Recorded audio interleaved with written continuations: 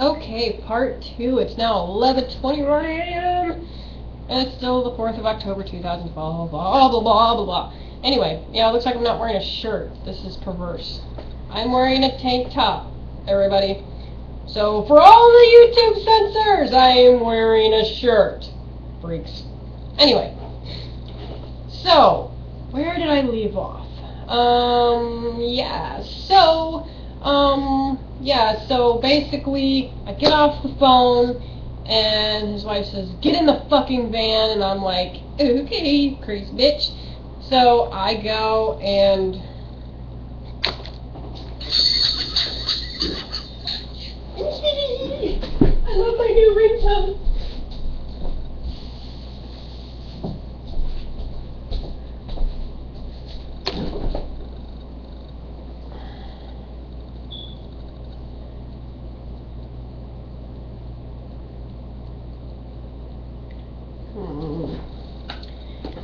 But, so, anyways, okay, so I get in the van, we all load up, everybody loads up in the van, even her children load up in the van, along with her nephew-in-law, something like that, her nephew, Gus's parents, Gus's grandparents. I mean, everybody just crammed into it like a freaking clown car. It was insane. Oh.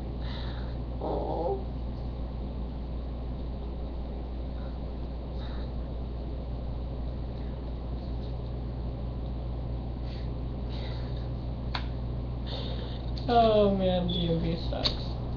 That's all I gotta say is DMV blows chunks. But, okay, so, yeah, anyway, so we all load up in the van, we go to LaBelle, to the bus station, I already knew what was going on, I already, was well aware that I was getting, kicked out of Florida. What I didn't know, she took me into the bus station, she bought me the ticket, bus was already waiting there, so obviously she called ahead and found out the times and everything. And I already had, a duffel bag packed with, like, I think one change of clothes, a crossword puzzle, and a book, and I think a pen, and that was it. And she handed me the ticket, along with a $20 bill, and she said, "Take this, get on the fucking bus, go back to wherever the fuck you came from, don't ever come back, and if you do, I will kill you." And I'm like, "Thank you. You're a bitch, you're insane, and I will never set foot in Florida again. Fuck yourself." And I turned to Gus's parents and I said, to his parents and his grandparents and his nephew, and I said, "You all are wonderful people, and may God bless you, and may God protect you, and keep you safe, and enrich your life, and all of that." And I had Gus's nephew translate for me, because they were Cuban. And I said, "You all are very kind people to allow me to, live with you, even though it was for, 3 months or whatever. These have been, some of the, most peaceful moments of my life over the last few years or so, and, your kindness and your generosity will not be forgotten and will always be appreciated, and I will always hold you dear in my heart." And, Gus's mom cried. I felt bad. Gus's little kids, well, one of them he knows is his, the other one he's not so sure. They gave me a hug, and the little girl, she wrapped her arms around my neck, and she said, "I wish you were my mommy." She whispered in my ear. She was like, "I hope you come back." She was like, "My mommy's really scary." She's like, "I hope you come back, and I wish you were my mommy." And that tore me up because I never thought that I was a mother type at that point.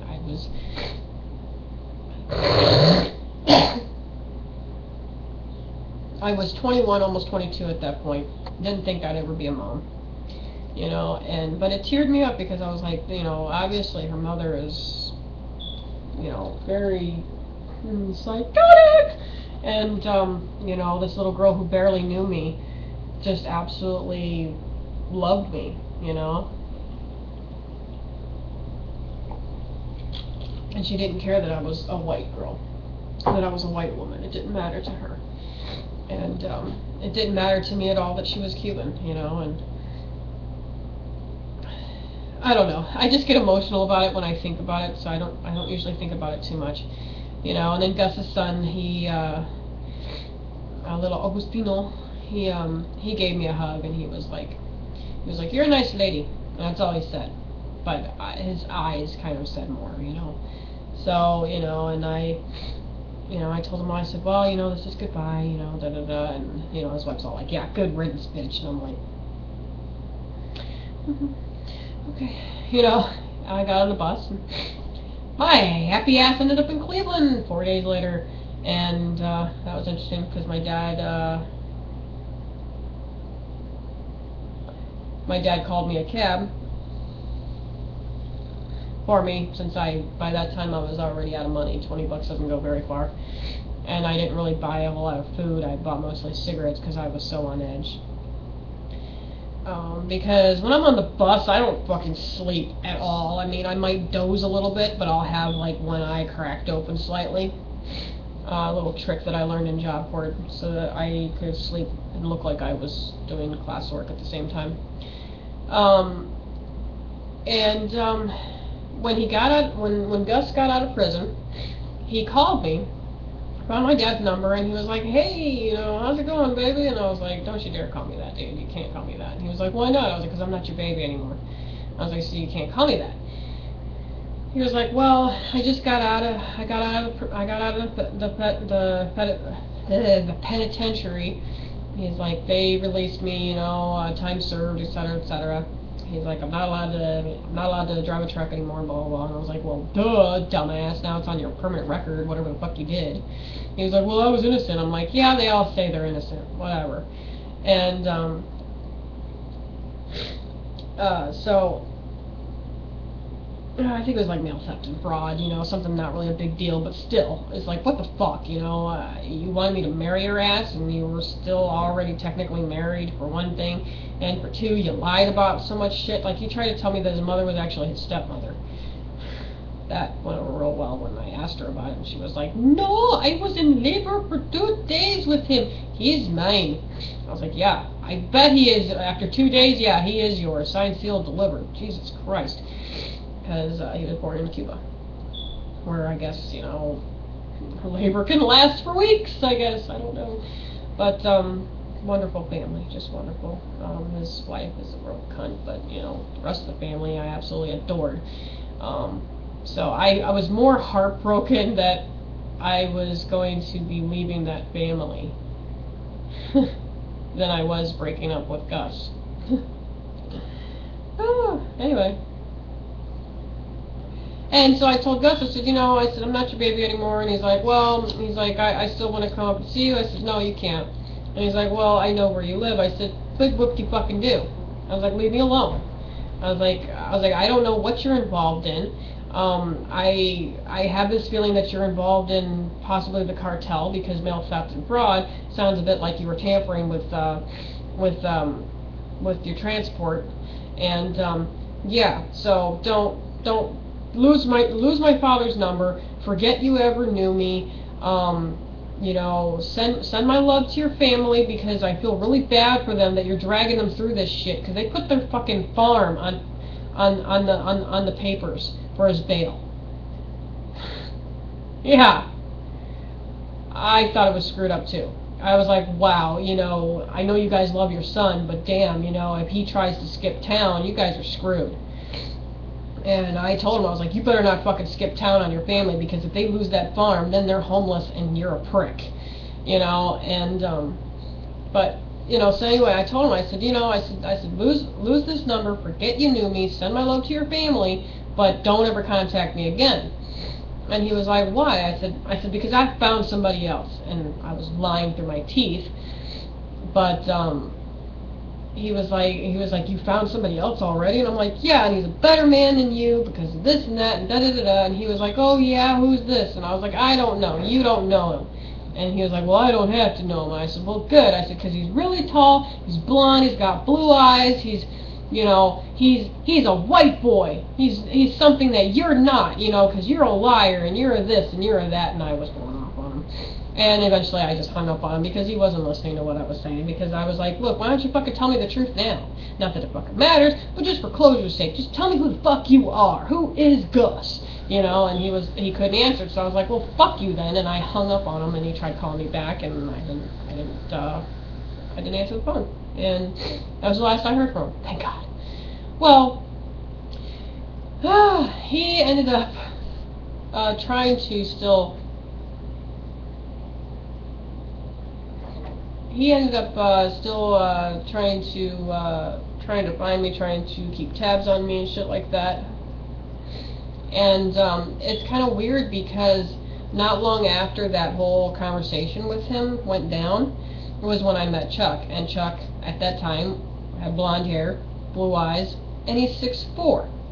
So I didn't realize it at the time, but I was pretty much describing Chuck, even though I hadn't met him yet.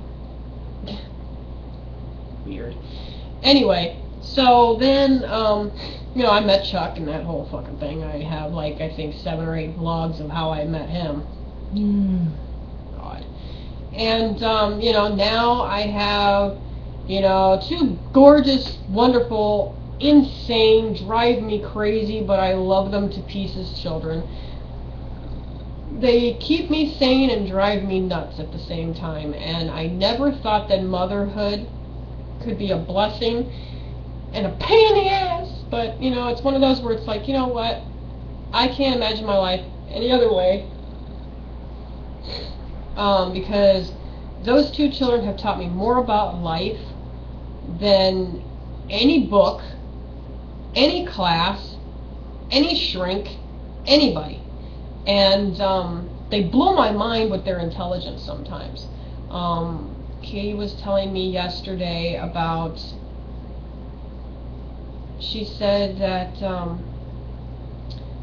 one day the sun will never come up again, and everything on earth will die. And I just looked at her and I was just like, well, that is a very possible prediction. And she's like, no, it will happen. Very matter-of-factly. She said, no, it will happen. She said, but God will create people again. And I'm like, again? I said, what, this has happened before? And she just went and walked away with this little beatific smirk on her face. Like it was one of those, like if God could smirk. The look on her face was very similar to that. Like if God could smirk and be like, y'all don't know what's in store, but I do, haha. It was that look, and it was hilarious. And I gave her a hug, and I was like, I love you, you're so weird. And she just looked at me like I was stupid, because, I am. And, yeah. And, Nathaniel, he's my little philosopher, so I guess I have a prophetess and a monk. So, I don't know. They're weird, they're awesome, love them to death. Y'all have seen them on videos, they're hysterical. And I realized yesterday when I added the YouTube app to my phone, that I have 44 subscribers. That's awesome. I think that's great that there's 44 people out there that actually think my shit is interesting. Because I'm not doing this as a popularity contest. It's more or less like entertaining myself, but I'm glad that I have 44 people to entertain as well. You guys are great. Part 3 coming up, just because, I always do these things in threes, so stay tuned.